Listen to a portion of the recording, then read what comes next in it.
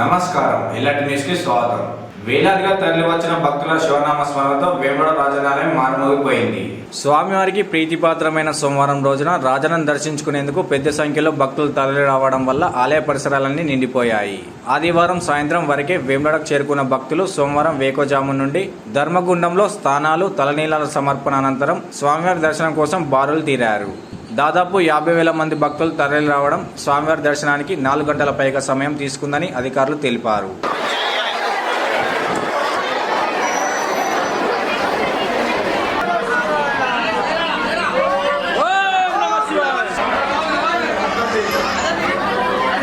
పారిశుద్ధ్య పనులు సక్రమంగా నిర్వహిస్తూ ఫీవర్ సర్వేను పకడ్బందీగా నిర్వహించాలని కలెక్టర్ సందీప్ కుమార్ ఝా అన్నారు. వీర్నపల్లి మండలం కంచర్ల గ్రామంలో డెంగ్యూ జ్వరాలు విపరీతంగా చూపడంతో కలెక్టర్ ఆధ్వర్యంలో వైద్య బృందం గ్రామానికి చేరుకుని చికిత్స అందజేస్తున్నారు. ఈ సందర్భంగా కలెక్టర్ మాట్లాడుతూ పకడ్బందీగా చర్యలు తీసుకుని తొందరగా జ్వరాలు తగ్గుముఖం పట్టడానికి నివారణ కార్యక్రమాలు చేపట్టాలని అన్నారు. జ్వరంతో బాధపడుతున్న వారికి అభయం ఇచ్చారు. సీజనల్ వ్యాధులు పొంచి ఉన్న నేపథ్యంలో తగిన జాగ్రత్తలు తీసుకోవాలని పేర్కొన్నారు. కలెక్టర్ వెంట జిల్లా వైద్యాధికారి రచిత, ఎంపీడీఓ అబ్దుల్ వాజిద్ సిబ్బంది ఉన్నారు. కరీంనగర్ ప్రజావాణి కార్యక్రమంలో కలెక్టర్ పాల్గొని ఫిర్యాదులు స్వీకరించారు.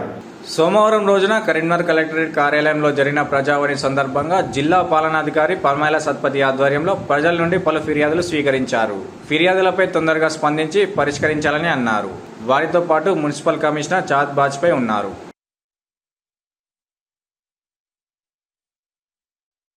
కొడిమ్యాల మండలానికి చెందిన పలువురు కాంగ్రెస్, బీజేపీ నేతలు బీఆర్ఎస్ తీర్థం పుచ్చుకున్నారు. ప్రణాళిక సంఘం మాజీ ఉపాధ్యక్షుడు బోయినపల్లి వినోద్ కుమార్, మాజీ శాసనసభ్యుడు సుంకె రవిశంకర్ ఆధ్వర్యంలో గులాబీ పార్టీలో చేరిన పలువురికి పార్టీ కండువాలు కప్పి ఆహ్వానించారు. భవిష్యత్తు టీఆర్ఎస్ పార్టీదేనని తెలిపారు.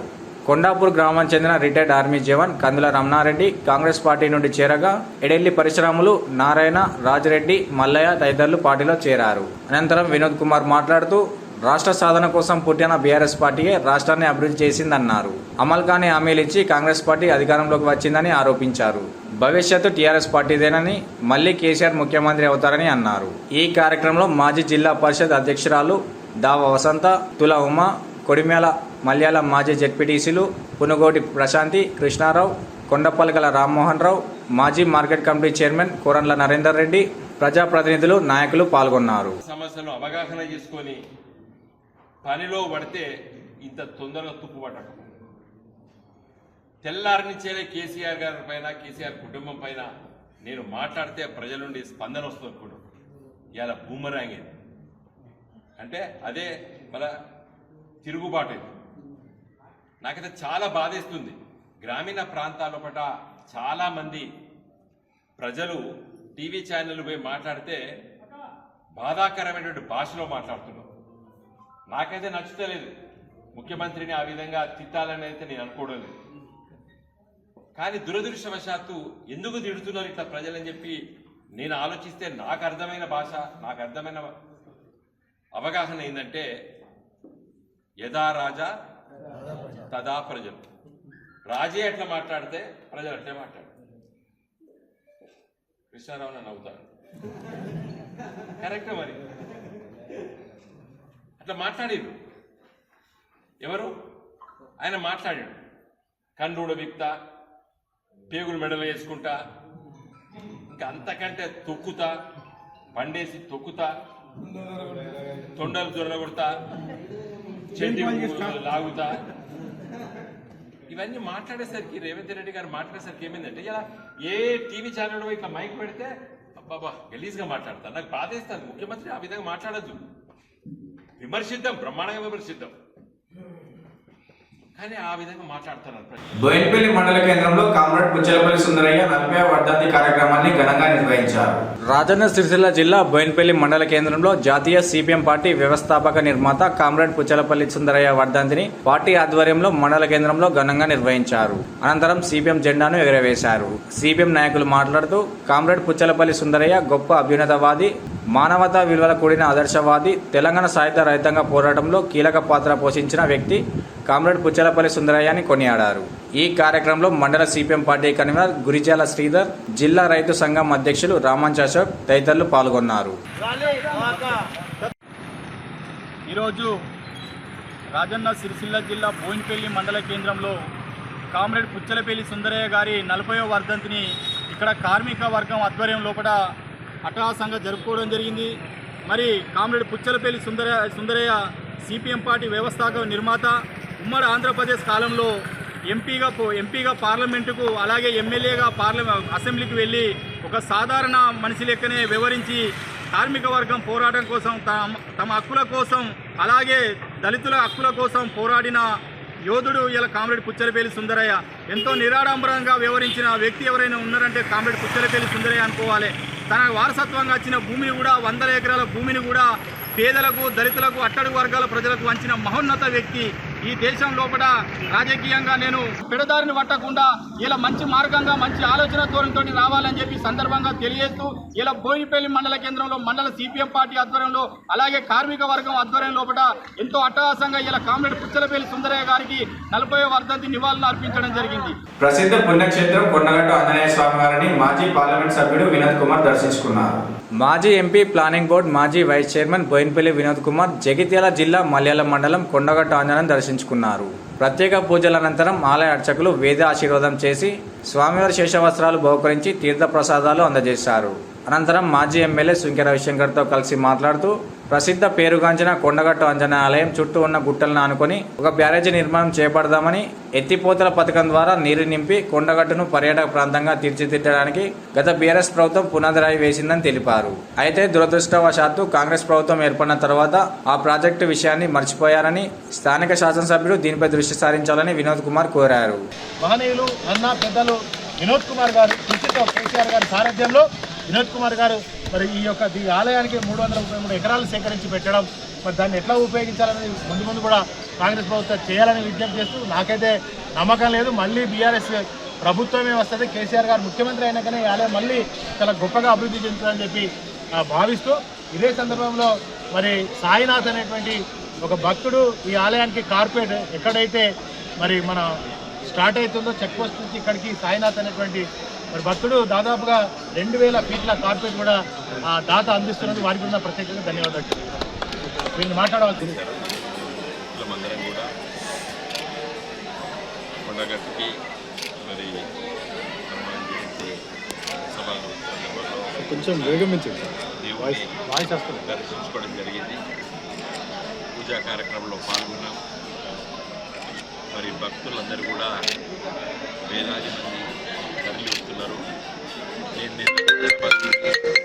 వరంగల్లో కార్యక్రమాలు చూసుకొని రాత్రిపూట వచ్చి కరీంనగర్లో పడుకున్నాను. రాత్రిపూట వరంగల్ నుండి రాత్రి 10 గంటలకు బయలుదేరి వస్తుంది. మా పాత్ర మేము నిర్వహించడము, ఇప్పుడు వచ్చిన వాళ్ళు వాళ్ళ పాత్ర కొనసాగించాలి.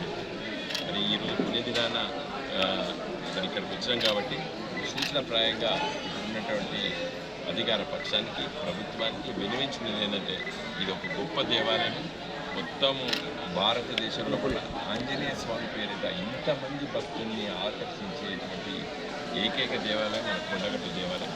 కాబట్టి దీన్ని తీర్చిదిద్దవలసినటువంటి అవసరం ఉన్నది. అదేవిధంగా కేంద్ర ప్రభుత్వం నుండి కూడా నిధులు సేకరించవచ్చు. నా వంతు ప్రత్యేకంగా పార్లమెంట్ సభ్యుడిగా నేను పార్లమెంట్లో పలు సందర్భాల్లో దీన్ని ప్రస్తావించడం. ఇప్పుడు అధికారంలో ఉన్నటువంటి కేంద్రంలో ఉన్నటువంటి మరి ప్రజాప్రతినిధులు, అదేవిధంగా రాష్ట్రంలో ఉన్న ప్రజాప్రతినిధులు దీన్ని కొనసాగించాలని చెప్పి నేను కోరుతున్నాను. ఈ విమర్శాత్మకమైనటువంటి సూచన మాత్రమే చెప్పి తెలియజేస్తున్నాను. ప్రజావాణితో సమస్యలు పరిష్కారం అవుతాయని జిల్లా కలెక్టర్ సందీప్ కుమార్ ఝా అన్నారు. సోమవారం రోజున కరీంనగర్ కలెక్టరేట్ కార్యాలయంలో నిర్వహించిన ప్రజావాణి కార్యక్రమానికి 120 దరఖాస్తులు సమర్పించినట్లు కలెక్టర్ వివరించారు. ప్రజావాణి అర్జీలను ఎప్పటికప్పుడు పరిష్కరించాలని సూచించారు. రెవెన్యూ, మున్సిపల్, డిఆర్డీఓ, ఉపాధి కల్పన, హౌసింగ్, జిల్లా సంక్షేమ అధికారితో పాటు జిల్లా విద్యాధికారి కార్యాలయానికి సంబంధించి 120 దరఖాస్తులు వచ్చాయని, వీటిని వీలైనంత త్వరగా పరిష్కరిస్తామని అన్నారు. కార్యక్రమంలో పలువురు జిల్లా అధికారులు ఉన్నారు.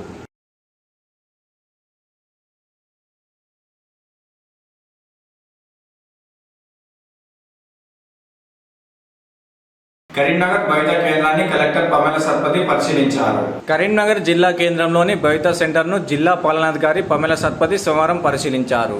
కేంద్రం వద్ద జరుగుతున్న పెయింటింగ్ పనులను పరిశీలించి త్వరితగతిన నాణ్యతగా పనులు పూర్తి చేయాలని అన్నారు. ఆమె వెంట పలువురు విద్యాశాఖ అధికారులు ఉన్నారు. ఫాజల్ నగర్ మండలేశ్వర విగ్రహ ప్రతిష్ఠ కార్యక్రమానికి ప్రభుత్వ శ్రీనివాస్ ముఖ్య అతిథిగా హాజరయ్యారు. వేములవాడ గ్రామీణ మండలం ఫాజల్ నగర్ గ్రామంలో రజక సంఘం ఆధ్వర్యంలో జరుగుతున్న శ్రీ మండలేశ్వర స్వామి విగ్రహ ప్రతిష్టాపన మహోత్సవ కార్యక్రమానికి ప్రభుత్వ శ్రీనివాస్ ముఖ్య అతిథిగా హాజరయ్యారు. ఈ సందర్భంగా స్వామివారిని దర్శించుకుని పూజల్లో పాల్గొన్నారు. ప్రజలంతా సుఖ సంతోషాలతో ఉండాలని ఆకాంక్ష వ్యక్తం చేశారు. ఈ సందర్భంగా రజక సంఘం సభ్యులు ఆయనను ఘనంగా సత్కరించి అభినందించారు. కార్యక్రమంలో పలువురు రజక సంఘం సభ్యులు ఉన్నారు.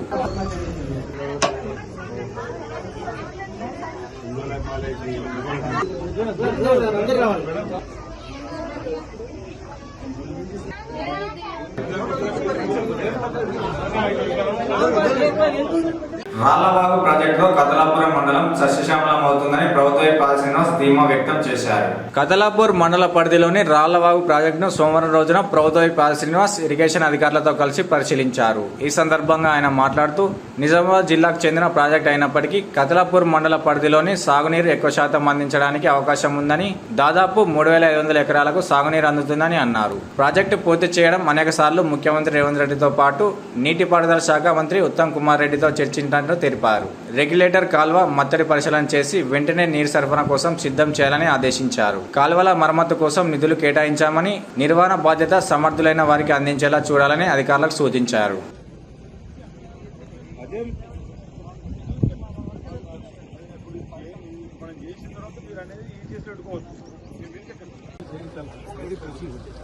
అయితే ఇప్పుడు ఏంటంటే ఇప్పుడు ఆయన ఆనంద్ కుమార్ గారికి మాట్లాడినంటే సో మేము ఇమీడియట్గా ఎస్టిమేట్ చేసి ఈ సంవత్సరం ఏం చేస్తుంది మొత్తం క్లీన్ చేసి మనకు వాటర్ పోయేలాగా. యాక్చువల్గా ఈ ప్రాజెక్టు ఎమ్మెల్యే గారు చెప్పినట్టుగా head works left canal right కెనాల్లో 1.9 కిలోమీటర్స్ వరకు నిజామాబాద్ డిస్ట్రిక్ట్ పరిధిలో ఉంది. ఇది ఫస్ట్ నుంచి గవర్నమెంట్ పాలసీ ప్రకారంగా ఇది ఏదైతే ఉందో ఈ జ్యూరిడిక్షన్ 2 కిలోమీటర్ల దూరం రైట్ కెనాలు, ఆ లెఫ్ట్ కెనాలు, ఈ ప్రాజెక్టు హెడ్ వర్క్స్ అంతా కూడా నిజామాబాద్ జిల్లాలో ఉన్న ఇరిగేషన్ అధికారుల దగ్గర ఉంది. ఈ కెనాల్, ఈ రైట్ కెనాల్ ఏదైతే 2 కిలోమీటర్ల తర్వాత 8 కిలోమీటర్స్ దాకా ఫర్దర్గా అది మూవ్ అవుతా ఉంది. అందులో దాని కింద 2,900 ఎకరాల దాకా వాళ్ళది 2,700 ఎకరాల దాకా ఈ జిల్లా 5 విలేజెస్కి ఆయకట్టు ఉంది. దీంట్లో ఇప్పుడు ముఖ్యంగా మేము వచ్చి కెనాల్లో సార్తో కలిసి మొత్తం చూడటం జరిగింది. నేను ఈఎన్సీ గారు మేము ఈసారి ఎర్లీగానే వర్షాలు వచ్చేటట్టుగా మాన్సూన్ చాలా మనకు అనిపిస్తూ ఉంది. జనరల్గా మనకి కొంచెం టైం పడుతుంది అంటున్నాము.